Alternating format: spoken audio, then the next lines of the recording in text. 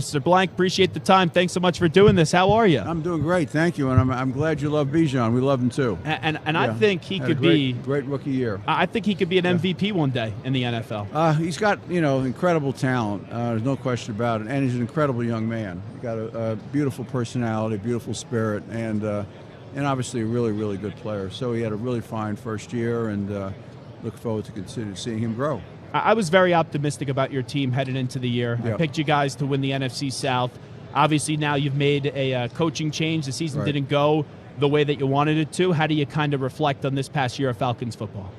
Well, I think, if you look at it from a positive standpoint, I think there's no question our roster over the last 3 years has been improved. We've got a lot of weapons, I think, on offense. We have a really good offensive line, which is critical to be playing effectively on offense in the NFL. It's one of the better ones, I think, in the league. We've run the ball well consistently for the last 2 or 3 years. I think, people like Drake London, Kyle Pitts, Bijan Robinson, all very talented. Clearly the area that we're deficient, which in the NFL is kind of a sign of death, is that our quarterback play was not what it needed to be. And that hurt us significantly throughout the year in a whole variety of ways. Our defense, I think we made some really good investments in free agency last year, and I think those players have played really well. Our young draft picks are doing well, I think, on defense as well. So I'm excited about where the roster is. I mean, we have a major question, a major answer with quarterback, and whether we fill it with trade, draft, free agency. We're studying any and all options now, and will be very intensely over the next 2 or 3 weeks, next couple of months. I have to ask you, as there was a lot of speculation about Bill Belichick. Sure, of course. And clearly there's reports out there that Rich McKay didn't want Bill. Then Boomer Esiason said you guys offered the job to Bill, and he turned you guys down. What's the truth when you hear all that? Well, was Bill ever offered the job? Well, thank you for asking about the truth. It's unfortunately sometimes in the media business that we're all in, things get bandied around and what have you. So we had 2 good interviews with Bill. Make it absolutely clear, Bill never asked for, never requested, never required any sort of power structure. He was interested only working in collaboration. I think over 24 years he had built up a certain structure in New England that, winning 6 Super Bowls and the league had changed over time. I think they felt ready for a change, and Bill understood that, et cetera, so they moved on. I think Bill was primarily interested in being a head coach, and certainly his credentials over 24 years are incredible. Last 4 years have not been probably the best, and people could argue, well, neither have his draft picks and his free agency, but, it's a variety of things. So we had healthy conversations with him. No job was ever offered to him. I mean, that was absolutely 100%, 1,000% the truth, and Bill will tell you the same thing. The only job offer we ever made was to Raheem Morris, who we felt after looking at all 14 candidates and all of the pros and cons relative to each one with a really good class of opportunities in front of us, that Raheem was the best choice for us. Great cultural leader, great leadership ability. Beyond that is 23 years in the NFL. Tampa early on as a head coach, but hard learning life experiences there. Washington, 6 years with us, offensive, defense. Super Bowl didn't end well, but went on. LA had, I think, 3 powerful growth years for him.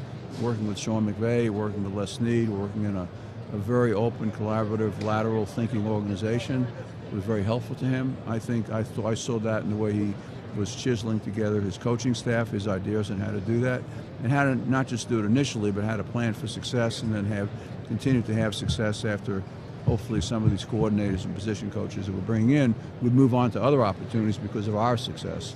So I think professionally he matured a great deal in Los Angeles.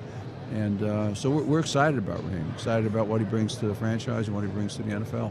And that perception was out there from the start that you really wanted Bill. Like when you started out this search, did Raheem kind of win you over, or was that the initial intention to have Bill as the coach? No, it was never the initial intention. I mean, Bill, the only reason we interviewed he early and Jim Harbaugh early as an example, both of those gentlemen, because they were available. And we could not interview anybody in person prior to January 22nd, unless they were unemployed. And those 2 individuals were not employed then by anybody in the NFL.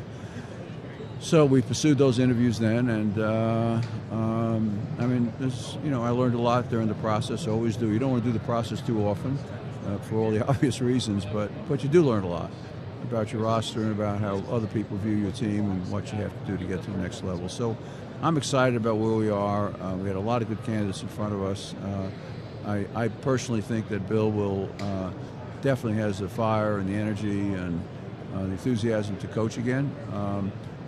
I'd be surprised if he didn't coach again next year, but I mean, I don't know. I'm not sure of that.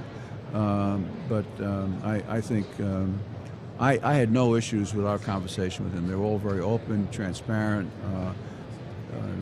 just very positive in a whole variety of ways. Last thing I'll ask you is the Yeah. owner of the Falcons, Arthur Blank, is here with us.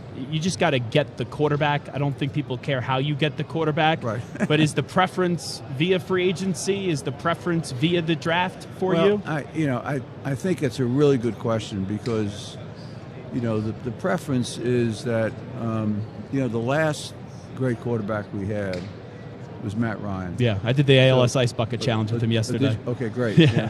You did it Right here. yesterday? Yeah, I'll show you the video. Oh my Lord, you're still doing that? Yeah. I thought that was 10-year anniversary. Oh Lord, yeah. So Matt, obviously 2008 and 14 years after that, what I would argue is almost a Hall of Fame career, but an outstanding quarterback, a great human being, an outstanding quarterback. I mean, that's really what you want. That's really the kind of franchise transitions you want to see. It's not easy to do. They've obviously done it in Green Bay.